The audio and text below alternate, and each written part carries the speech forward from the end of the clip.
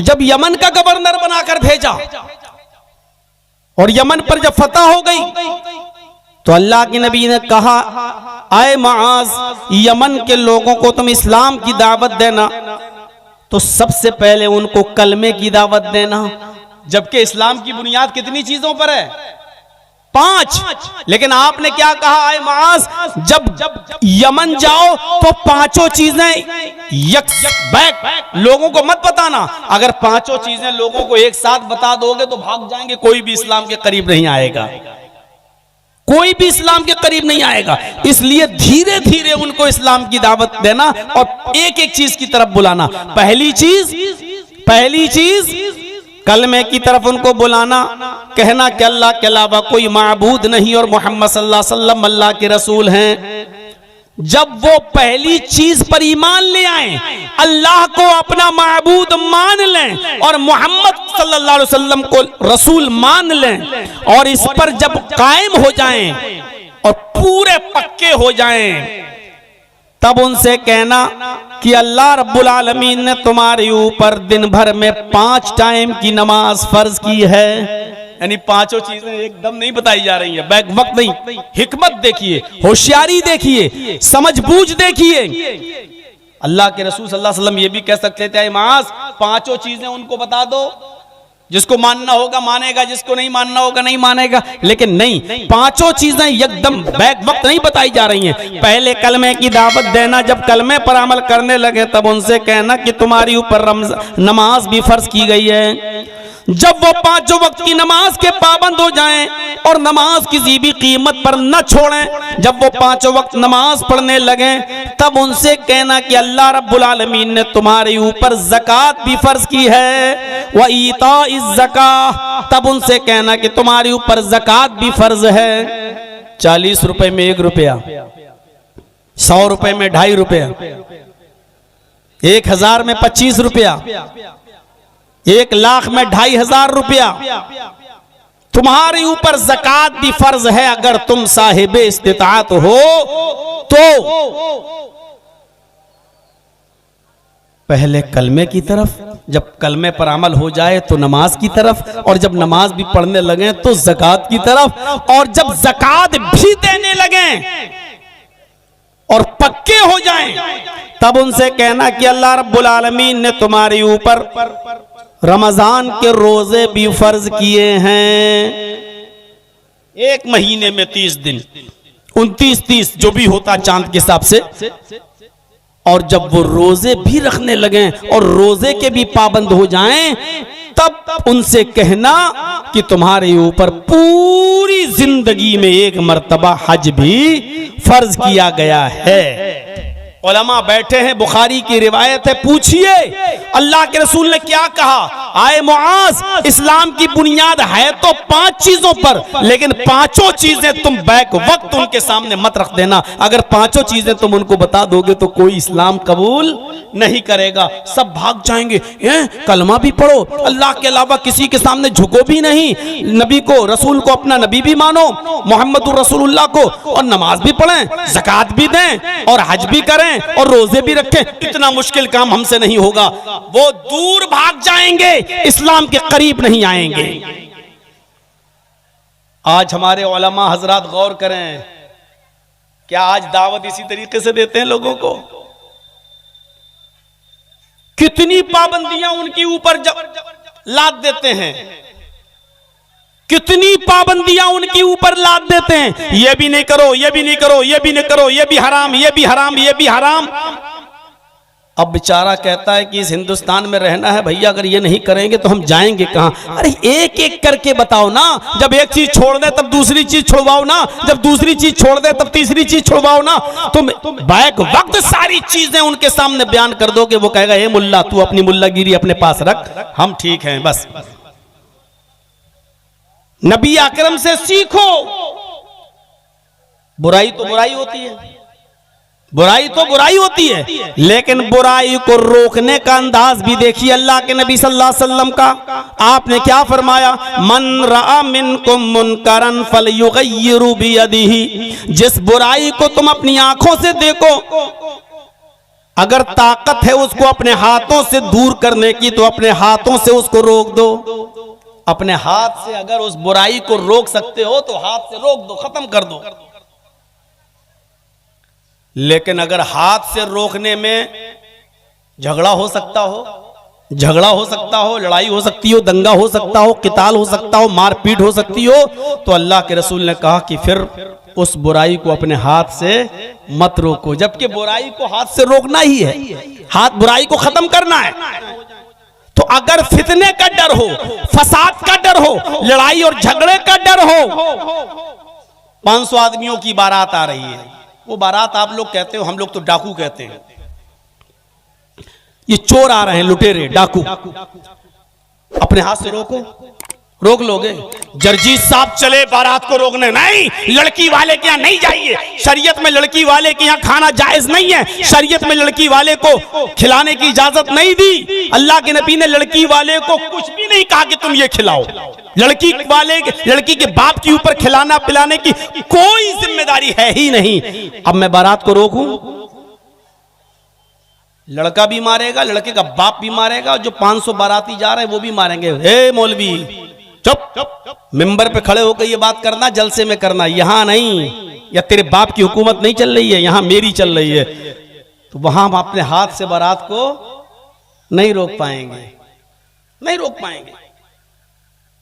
तो अब जबरदस्ती रोकने का हुक्म नहीं दिया कि जबरदस्ती रोको, नहीं। अगर तुम अपनी आंख से किसी बुराई को देख रहे हो, हाथ से रोकने की ताकत हो तो रोको। बारात तो नहीं रोक सकते हैं, लेकिन अपने बेटे का शराब पीते हुए देख रहे हैं, उसको तो रोक सकते हैं ना। अपनी बेटी को बेपर्दा घूमते हुए देख रहे हैं, वो तो रोक सकते हैं ना।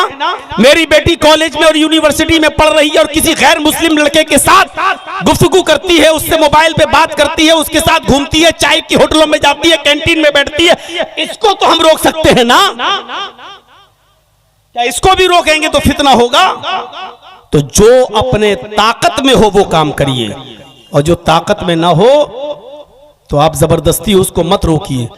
अल्लाह के नबी ने फरमाया फ़इल्लम यस्तति, अगर तुम्हें अपने हाथ से रोकने की ताकत ना हो, फितना फसाद का डर हो, फ़बिलिसानिही, तो अपनी जबान से मना करिए।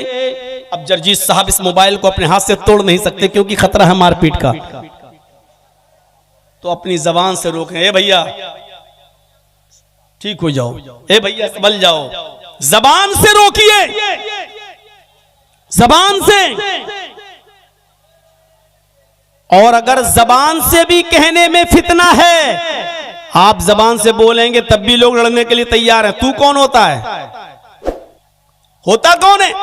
तो अल्लाह के नबी ने फरमाया अगर जबान से भी रोकने में फितना और फसाद फैलता हो तो छोड़ दो, जबान से भी मना मत करो। वइल्लम यस्तति' फबिक़ल्बिही, तो दिल से बुरा जानो। दिल से बुरा जानने का मतलब क्या? जर्जी साहब मेरी बेटे की शादी हो रही है, मैं बारात की दावत दे रहा हूं, आप चलिए। बारात रोक नहीं सकता, जबान से कहूंगा तो ये फितना फैलाएगा, वो भी सुनने के लिए तैयार नहीं है। अच्छा ठीक है, अब दिल से बुरा जानने का मतलब ये कि जर्जी साहब उस बारात में खुद शामिल ना हो, ठीक है। ना हम जबान से रोकेंगे, ना हम हाथ से रोकेंगे, हम खुद नहीं जाएंगे, हम तो परहेजगार। ये है दिल से बुरा जानना, यानी बुराई को भी जबरदस्ती रोकने का हुक्म नहीं दिया। अगर फितना और फसाद फैलने का डर है, शरीयत ये कहती है बुराई को रोको, लेकिन ताकत हो तो। हजरत उमर खलीफा थे ना, एक शख्स को देखा, हंसेंगे आप, एक शख्स को देखा कि वो ये पैजामा जो था उनका, लुंगी टखने से नीचे था, ये यहां से, और किसी मुसलमान के लिए हलाल नहीं है कि वो टखने से नीचे कपड़ा पहने। टखना समझते हैं ना, ये इससे नीचे कपड़ा पहनना हराम है।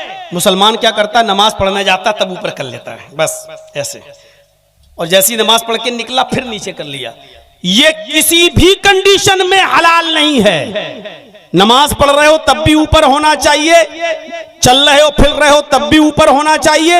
ये टखने से नीचे नहीं होना चाहिए, टखने से नीचे है तो हराम है। अल्लाह के नबी फरमाते हैं कयामत के दिन अल्लाह उस शख्स के ऊपर रहमत की नजर नहीं डालेगा जिसका पैंट, जिसका पैजामा, जिसकी लुंगी, जिसका कपड़ा टखनों से नीचे होगा।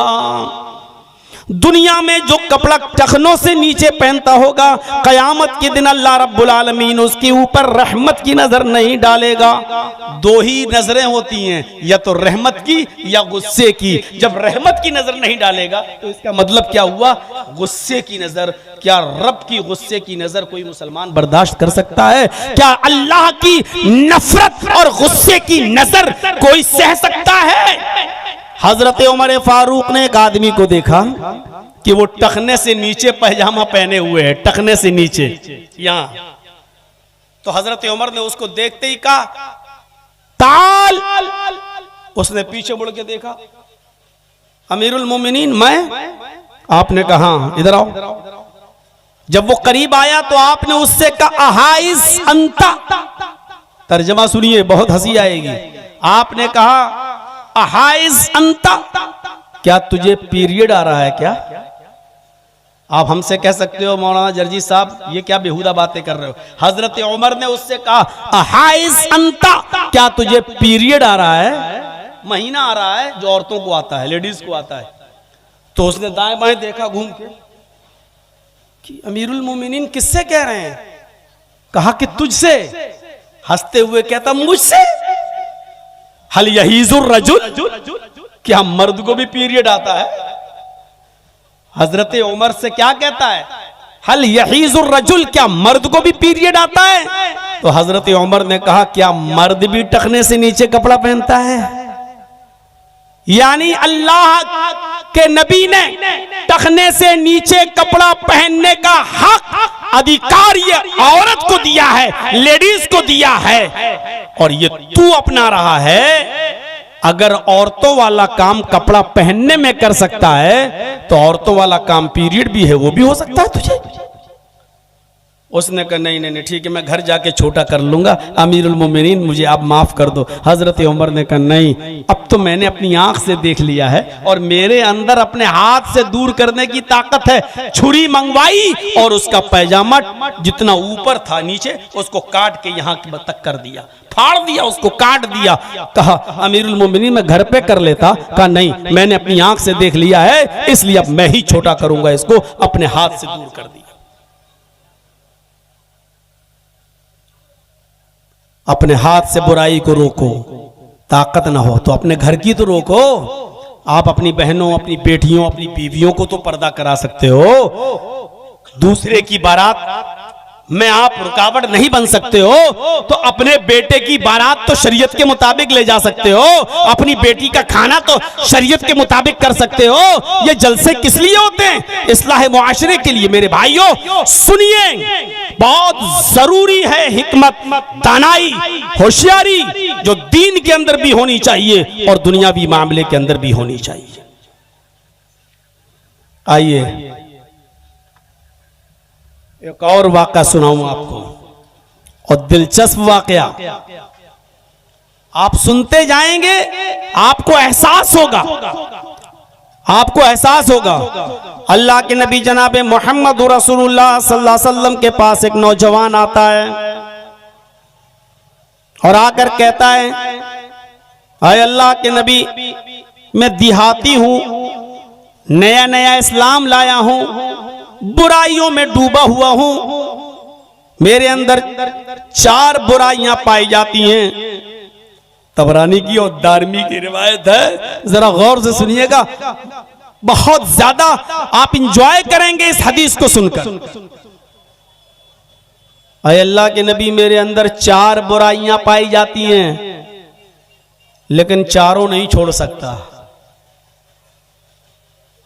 आपके कहने पर एक छोड़ दूंगा बस। अब कोई जर्जीस से कहे कि मौलाना जर्जी साहब मेरे अंदर बहुत सी बुराइयां पाई जाती हैं, लेकिन आप कहें तो एक छोड़ दूंगा, तो मैं कहूंगा भाग, छोड़ना तो पूरी छोड़, एक छोड़ दूंगा क्या मतलब? अल्लाह के नबी से कह रहा है अल्लाह के रसूल, मेरे अंदर 4 बुराइयां पाई जाती हैं, आपके कहने पर एक छोड़ सकता हूं, लेकिन चारों नहीं छूट पाएंगी। तो आपने कहा अच्छा ये बताओ कि बुराइयां क्या क्या हैं, बुराइयां क्या क्या हैं, तब हम बताएं कि कौन सी बुराई छोड़ दो। कहा अल्लाह के नबी सल्लल्लाहु अलैहि वसल्लम, पहली बुराई है कि मैं रात में शराब पीता हूं। नौजवानों जरा सुनिएगा, मैं शराब पीता हूं, पहली बुराई। शराब का नशा जब चढ़ जाता है तो मेरी कोई दोस्त है, हम अपनी जबान में कह सकते हैं गर्लफ्रेंड, मेरी एक चाहने वाली है, माशूका है, जिससे मेरे ताल्लुकात हैं। जब शराब का नशा चढ़ जाता है तो फिर मेरा दूसरा काम यह है कि मैं अपनी गर्लफ्रेंड के पास जाता हूं, अपनी माशूका के पास जाता हूं और उसके साथ जिना भी करता हूं। दो बुराइयां। आपने कहा अच्छा, और तीसरी बुराई? कहा जब मैं जिना करके फारिग होता हूं तो रात काफी हो जाती है, तो रात के अंधेरे का फायदा उठाकर आए अल्लाह के नबी मैं चोरी भी करता हूं। आपने कहा अच्छा, तीन। और चौथा गुनाह? कहा अल्लाह के रसूल बात बात पर मैं झूठ भी बोलता हूं। अगर आप मुझसे पूछेंगे जिना किया था या नहीं, मैं कह दूंगा नहीं। अगर आप कहेंगे चोरी की थी या नहीं, तो मैं कह दूंगा नहीं। आप कहेंगे शराब पीती या नहीं, मैं कह दूंगा नहीं। मैं झूठ बहुत बोलता हूं। चार बुराइयां हैं मेरे अंदर। हिकमत देखिए, होशियारी, दीन की तरफ बुलाने में भी होशियारी और गुनाहों से रोकने में भी हिकमत, तानाई, होशियारी। बंगाल वालों,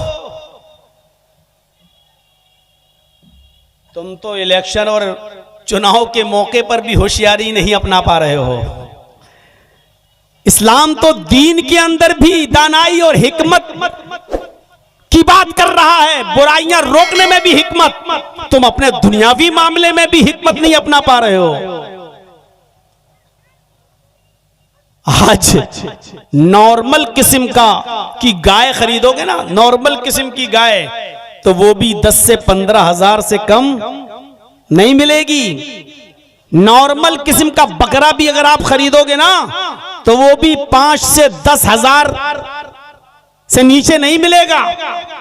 और एक नॉर्मल किस्म का कुत्ता भी अगर आप खरीदोगे तो वो भी 5000 4000 से कम नहीं मिलेगा आपको। नॉर्मल किस्म का कुत्ता, नॉर्मल किस्म के कुत्ते की कीमत फिर भी 4000 5000 है। आ जाइएगा हमारी बस्ती में, आ जाइएगा हमारे इलाके में, 200 200 500 500 रुपए में वोट खरीद लिए जाते हैं। ये 500 रुपया लो, कल वहां मोहर लगा देना, वोट बटन दबा देना जहां मैं कह रहा हूं। हमारे वोट की कीमत, हमारे जमीर की कीमत, हमारी हैसियत 500 और 1000 रुपए से ज्यादा की नहीं है। इसीलिए हमें ये दिन देखना पड़ रहे हैं, हमें ये दिन अपनी आंखों से देखना पड़ रहे हैं मेरे भाइयों।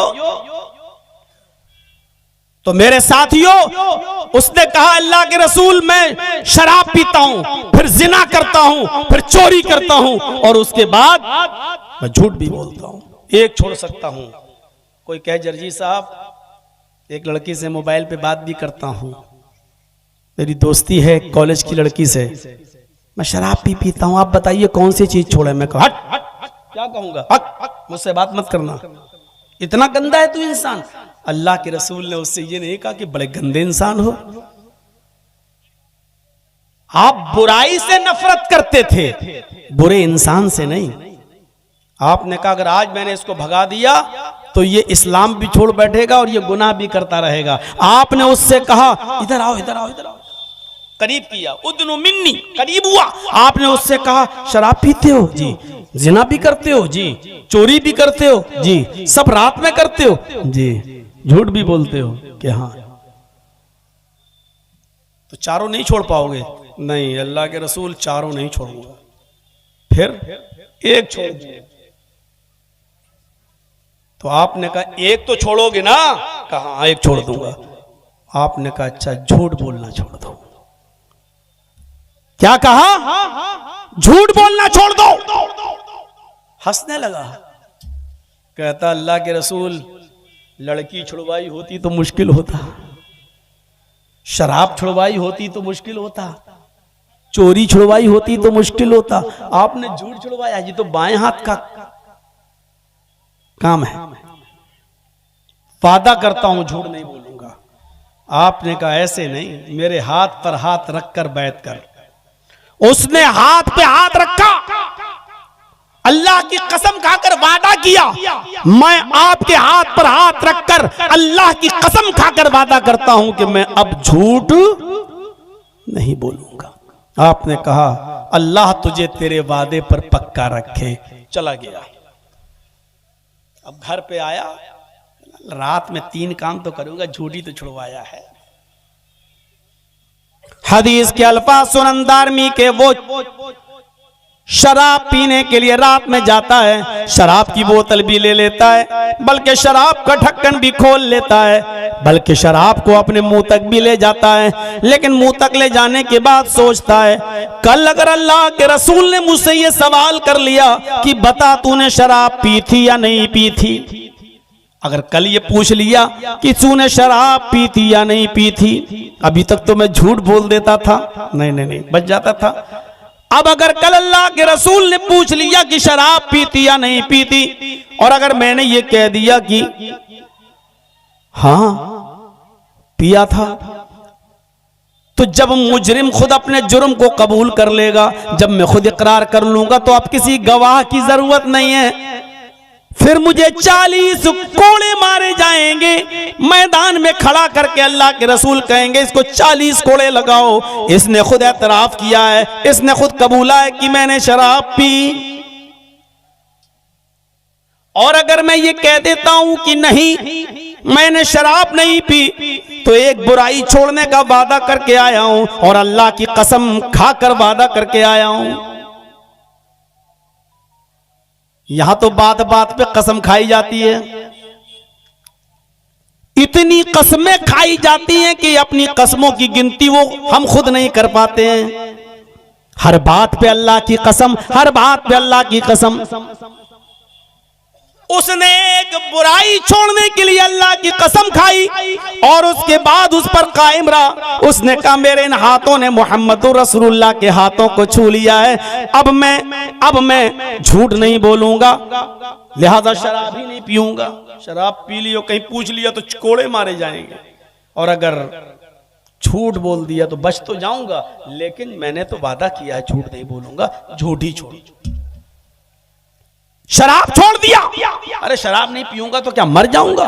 चलो दिमाग तो खराब था ही, शराब छोड़ दिया। अब दिमाग में गया, लेटा लड़की के साथ उसकी रान पर, उसकी गोद में सर रखकर कहने लगी आज तुम टेंशन में लग रहे हो। कि हाँ टेंशन में हूं। क्यों, क्या हुआ? अरे ऐसा सा ख्याल है, चलो यार आओ। दोनों ने कपड़े उतार लिए, बरहना हो गए। अचानक सोचता है कि अगर आज मैं इस लड़की के साथ मिल लिया, जिना कर लिया, कहीं कर अल्लाह के रसूल फिर ये सवाल कर बैठे, बता तूने कल किसी लड़की के साथ जिना तो नहीं किया? मैंने अगर कह दिया कि हाँ मैंने जिना किया, अगर मैंने कह दिया हाँ किया, तो कुआरा होने की वजह से मुझे 100 कोड़े मारे जाएंगे। एक कोड़ा खाने की ताकत तो है नहीं, 100 कोड़े कैसे खाएंगे? और अगर मैंने कह दिया कि नहीं मैंने जिना नहीं किया, तो ये झूठ हो जाएगा, और मैंने अल्लाह की कसम खाकर वादा किया कि मैं झूठ नहीं बोलूंगा। उसने लड़की को भी धक्का दिया, हट मैं तेरे साथ भी नहीं मिलूंगा, अगर मिलता हूं तो 100 कोड़े, और नहीं झूठ बोलता हूं तो मैं झूठा, और झूठ छोड़ने का मैंने वादा कर लिया है, नहीं मिलूंगा। आगे बढ़ता है, चोरी करता और चोरी करने में कामयाब। सोना चुरा लिया, चांदी चुरा ली, जेवरात चुरा लिए, थैले में भर लिए। उस घर से वापस आने लगता है, सोचता है अगर अल्लाह के रसूल ने पूछ लिया कि बता कल तूने चोरी की थी या नहीं, और मैंने कह दिया हाँ, तो हाथ काटा जाएगा, और अगर कह दिया नहीं तो ये झूठ होगा। उसने जो सामान जहां से चुराया था वहीं रख दिया, सीधे आया, घर आया, सो गया, फजर की अजान हुई, चला गया, नबी के पीछे नमाज पढ़ा। अल्लाह के नबी ने सलाम फेरा, उसको अगली सफ में देखा, आपने उसको बुलाया, इधर आओ, आज की रात कैसी गुजरी? सर नीचे कर ले। आपने कहा नौजवान मैं कुछ पूछूंगा नहीं तुमसे, मैं सिर्फ इतना पूछना चाहता हूं, आज की रात कैसी गुजरी? कल तो बहुत हंस रहे थे तुम। कहा अल्लाह के नबी, जब आपने कहा झूठ छोड़ देना तो मुझे हंसी आई। आपकी अकल पर कोई बहुत बड़ा काम थोड़ी छुड़वा रहे हैं आप हमसे, झूठ छोड़ने के लिए कह रहे हैं। लेकिन मुझे नहीं मालूम था कि झूठ ही तमाम बुराइयों की जड़ है। आपने झूठ छुड़वाया, इस झूठ ने मेरी सारी बुराइयां छुड़वा दी। कल मैंने ज़िना भी नहीं किया, चोरी भी नहीं की, शराब भी नहीं पी, और झूठ छोड़ने का वादा तो कर ही लिया आपसे। आपने कहा मैं जानता हूं अल किज़्बु रासुज़्ज़ुनूब, झूठ ही तमाम बुराइयों की जड़। ईमानदारी के साथ बताइए कैसी हिकमत है? नेकियों की तरफ बुलाने में भी हिकमत। नमाज की तरफ बुलाना, नमाज पढ़ने लगे तब कहना रोजा, रोजा भी रखने लगे तब कहना ज़कात, ज़कात भी देने लगे तब कहना हज। एक एक करके नेकियों की तरफ भी हिकमत और बुराइयों से रोकने में भी हिकमत। आज हमारे पास क्या हिकमत है? आज हमारे पास क्या मंसूबा है? बोलिए। सारी बताते तो ये मुसलमानों में बुराई, वो मुसलमानों में बुराई। मेरे भाइयों, इस समाज और मुआशरे के अंदर जाकर एक एक बुराई को रोकने की कोशिश करिए आप, एक एक बुराई। हम तसव्वुर करें कि हम कहां हैं, हम तसव्वुर करें कि हमारी हैसियत क्या है, हम तसव्वुर करें। मेरे भाइयों, अंदाजा लगाइए हमारी हैसियत क्या है। आज हिकमत से काम लेने की जरूरत है, दूरंदेशी से काम लेने की जरूरत है। उदउ इला सबील रब्बिका बिल हिकमति वल मौइज़तिल हसना वजादिलहुम बिल्लती हिय अहसन। जब किसी से बहस करो तो अच्छे अंदाज से बहस करो। तू तड़ाक करके बहस नहीं होनी चाहिए, तू तड़ाक करके बहस नहीं होनी चाहिए। किसी से भी बहस हो तो अच्छे अंदाज से बहस हो, उसमें गर्मा गर्मी नहीं होनी चाहिए। आज टीवी चैनलों पर डिबेट देख लो, कैसे बहस होती है, कैसे लगता है जैसे एक बिल्ली दूसरी बिल्ली को अभी नोच के खा जाएगी। इस तरीके से लगता है जैसे अभी एक दूसरे के ऊपर चढ़ बैठेंगे। कुरान कहता है कि जब तुम किसी से बहस करो तो उसूल और ज़ाब्ते के तहत अक्लमंदी से और होशियारी से और आसान तरीके से बहस करो। हजरत इब्राहिम अलैहिस्सलातु वस्सलाम नमरूद से बहस कर रहे हैं, नमरूद से बहस कर रहे हैं। अलम तरा इलल्लज़ी हाज्जा इब्राहीम फी रब्बिह। नमरूद इब्राहिम अलैहिस्सलाम से बहस कर रहा है और इब्राहिम अलैहिस्सलाम भी नमरूद से बहस कर रहे हैं अल्लाह के बारे में। और एक बात बता दूं, बहुत गौर से सुनना, नमरूद कोई मामूली आदमी नहीं है। बहस किससे हो रही है? एक होता है गांव का मुखिया, सरपंच, एक होता है उससे भी ऊंचा, फिर होता है एमएलए, फिर होता है एमपी, फिर होता है चीफ मिनिस्टर, फिर होता है प्राइम मिनिस्टर। नमरूद की हैसियत पहले जान लो कि क्या है। पूरी दुनिया पर हुकूमत करने वाले, पूरे मुल्क पर नहीं, पूरी दुनिया पर हुकूमत करने वाले 4 लोग गुजरे हैं, 4 लोग जिन्होंने अपने वक्त में पूरी दुनिया पर हुकूमत की है, जिसमें 2 काफिर थे और 2 मुसलमान। 2 काफिर थे और 2 मुसलमान। मुसलमानों में एक इब्राहिम, एक थे सुलेमान अलैहिस्सलाम और एक बख्त नसर। मेरे भाइयों, और काफिरों में 2 जुल्करनैन, सुलेमान अलैहिस्सलाम मुसलमानों में और जुल्करनैन, ये 2 मुसलमान थे जिन्होंने पूरी दुनिया पर हुकूमत की है, और 2 काफिरों ने पूरी दुनिया पर हुकूमत की है। 2 काफिरों ने, उन काफिरों में एक का नाम है नमरूद और दूसरे का नाम है बख्त नसर। ये 2 काफिर थे जिन्होंने पूरी दुनिया पर हुकूमत की है। तो पूरी दुनिया पर हुकूमत करने वाला कौन है? नमरूद। ये गांव का सरपंच नहीं है, ये गांव का मुखिया नहीं है, ये गांव का प्रमुख नहीं है, ये एमएलए नहीं है, ये एमपी नहीं है, ये चीफ मिनिस्टर भी नहीं है, ये प्राइम मिनिस्टर भी नहीं है, बल्कि पूरी दुनिया पर हुकूमत करने वाला है, पूरी दुनिया पर। और इब्राहिम अलैहिस्सलाम किससे मुनाजरा कर रहे हैं, किससे डिबेट कर रहे हैं? जो पूरी दुनिया का हाकिम वक्त है, पूरी दुनिया पर हुकूमत करता है। तौहीद इंसान के अंदर इतनी बहादुरी पैदा कर देती है, एक अल्लाह की इबादत इतनी बहादुरी पैदा कर देती है कि इंसान पूरी दुनिया के बादशाह के सामने टकरा जाता है। बात कितने अच्छे अंदाज में होती है, देखिए, बहस में तू तलाक नहीं, बहस में गाली गलूज नहीं, बहुत आसान और अच्छे तरीके से इब्राहिम अलैहिस्सलाम ने कहा, मेरा रब वो है, रब्बी अल्लज़ी युही व युमीत। अरे नमरूद, मेरा रब वो है जो जिंदा करता है और मारता है। मेरा रब वो है जो जिंदगी देता है और जो मौत के घाट उतारता है, वो मेरा रब है। तो नमरूद ने कहा, ये काम तो मैं भी कर सकता हूं, मैं भी जिंदगी देता हूं, मैं भी मौत, वही व उम्मीद, अना वही व उम्मीद, ये तो मैं भी कर सकता हूं। एक आदमी जेल में बंद था, जिसको फांसी और मौत की सजा थी, उसको जेल से निकाला, कहा देखो इसको कल कत्ल होना था, इसकी गर्दन उड़ाई जाना थी, इसको सजा थी, मैंने माफ कर दिया, जाओ इसको छोड़ दिया। देखो मैंने भी एक को जिंदगी दे दी। और एक बेकसूर आदमी रास्ते से जा रहा था, उसको पकड़ा और उसकी गर्दन उड़ा दी नमरूद ने, कहा देखो मैं भी किसी को मार सकता हूं, मैं भी कत्ल, ये तो मैं भी कर सकता हूं, जिसको चाहूं जिंदगी दे दूं और जिसको चाहूं कत्ल कर दूं। इब्राहिम अलैहिस्सलाम समझ गए ये मोटी खोपड़ी का है,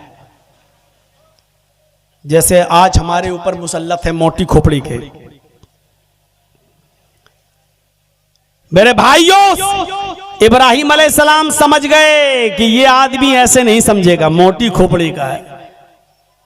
इब्राहिम अलैहिस्सलाम ने झट से ऐसी दलील पेश कर दी, हक्का बक्का रह गया।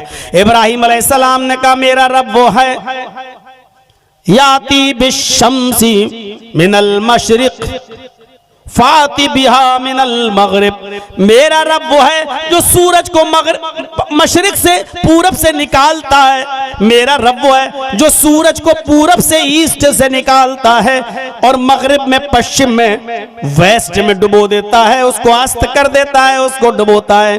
ये मेरा रब है जो सूरज को पूरब से निकालता है और पश्चिम में डुबो देता है। अगर तू अपने आप को रब कहता है, तू अपने आप को खुदा कहता है, तो मगरिब से निकाल, पश्चिम से निकाल कर पूरब में डुबो के दिखा। बुहितल्लज़ी कफर। समझ गया कि इब्राहिम अलैहिस्सलाम ने ऐसी चीज करने को कहा है जो मेरे बाप दादा भी नहीं कर पाएंगे। छठी का दूध याद आ जाएगा। कितनी अच्छी तरीके से डिबेट हो रही है, न लड़ाई, न झगड़ा, न दंगा, न फसाद, और पूरी दुनिया के बादशाह से टकरा रहे हैं। इब्राहिम अलैहिस्सलाम, मैं तुझे रब नहीं मान सकता, मेरा रब वो है जो सूरज को पूरब से निकालता है और पश्चिम में डुबोता है। अगर तू खुदा है तो पश्चिम से निकाल के पूरब में डुबो, नहीं कर पाया। इब्राहिम अलैहिस्सलाम ने कहा, तू मेरा खुदा नहीं हो सकता। दावत दो तो हिकमत से। इब्राहिम अलैहिस्सलाम ने भी तो हिकमत से दावत दी, समझाते रहे। जब लोग नहीं माने, जब रास्ते पे नहीं आए, तो क्या किया? बुत खाने में घुस गए।